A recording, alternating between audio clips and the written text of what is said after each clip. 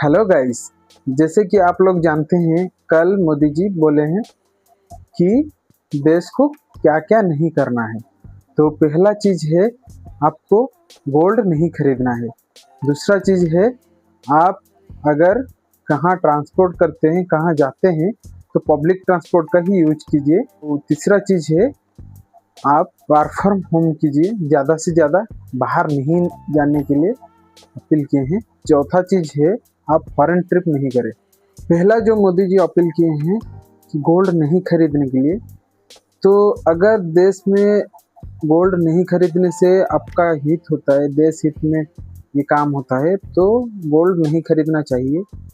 इसमें हम साथ हैं कि हमारा ex finance minister P Chidambaram, वो जब बोले थे 1 साल के लिए हमें गोल्ड नहीं खरीदना है, उस टाइम मोदी जी का स्टेटमेंट थोड़ा अलग था। Suppose we stop gold imports, not stop in the government stopping it. Suppose the people of India don't demand gold and we don't have to import gold for 1 year. Just imagine, for 1 year, the whole situation will so dramatic. सरकार, माताएं बहनें, आपका मंगल सूत्र छीनने के लिए तैयार बैठी है। ये गरीबी के लिए, महंगाई के लिए ये दिल्ली के नेता कैसी भाषा बोलते हैं। हमारे देश के वित्त मंत्री ने ये कहा कि आर्थिक संकट इसलिए पैदा हुआ है कि लोग सोना खरीदते हैं। बताइए, आपके गले उतरता है भाई? आज देखिए, अभी हमारे देश के वित्त मंत्री ने एक बयान दे दिया।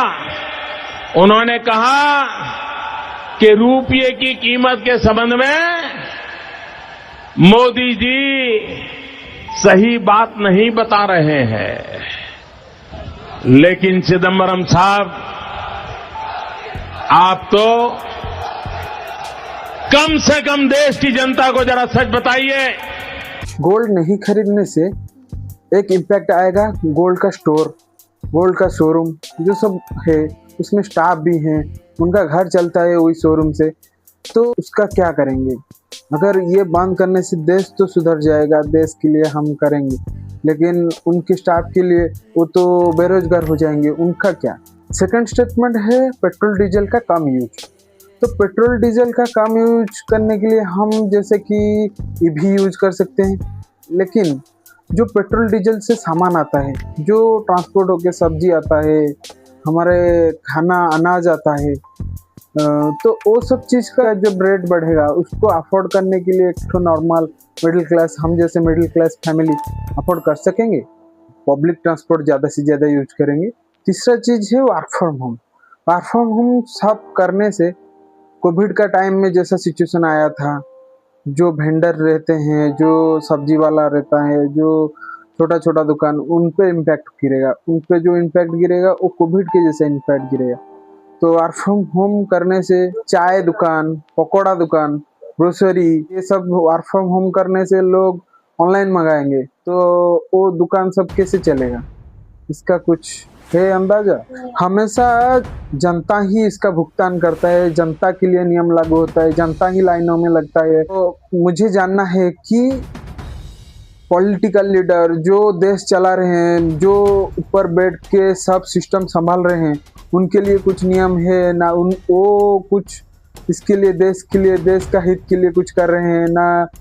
ऐसे ही जनता ही खाली भुगतेगा, जनता ही सब वेब करेगा। ज़्यादातर ये मिडिल क्लास ही हैरान होते हैं, परेशान होते हैं। ओवरऑली जनता आपसे पूछती है, नोटबंदी हो गया, लोग लाइन में लग गए, कोविड हो गया, लोग घरों में बंद हो गए। तो अब ये जब क्राइसिस आता है, खाली इसके लिए कुछ रूल है। जो पॉलिटिकल लीडर हैं, जो नेताओं, सब बड़े बड़े गाड़ी में 10, 15, 20, 30, 50 गाड़ी में घूमते हैं, 100 गाड़ी में घूमते हैं, रैलियां करते हैं। इनके लिए भी कुछ नियम है? वीआईपी कल्चर जो है उसका ख़त्म होने का है ना? वो भी चलेगा, खाली जनता ही इसका पे ऑफ करेंगे? तो ये बात भी कमेंट में मुझे बताइए। तो मेनली मुझे लगता है कि वर्ल्ड वॉर 3 का सामना कर रहे हैं।